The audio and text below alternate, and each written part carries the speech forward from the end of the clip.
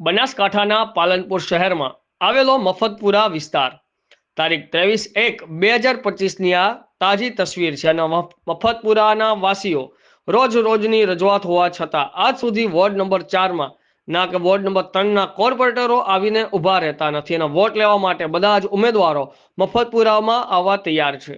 મફતપુરાના રહેવાસીઓની કોઈ સમસ્યાનો ઉકેલ બતાવવામાં આવતો નથી અને ઉકેલ કરવામાં આવતો નથી। આ પબ્લિક કોર્પોરેટરને વોટ આપે છે અને જીતાડે છે। જીત્યા પછી કોર્પોરેટર તેમનું ધ્યાન પબ્લિક ઉપર આપવામાં ક્યાંક ને ક્યાંક કચાશ કરતા હોય તેવું લાગી રહ્યું છે। Bureau chief Javed Juneja, Azad media live, Banaskantha. Ward number 3 નગરપાલિકામાં કરી આ પાણી ક્યાંથી આવે છે ને આ મસ્જિદ વાળા મહેલામાંથી આવે અને રબારી વાસમાંથી આવે। ગટરનું પાણી આવે કે નલનું પાણી? ગટરનું નલનું બેયનું।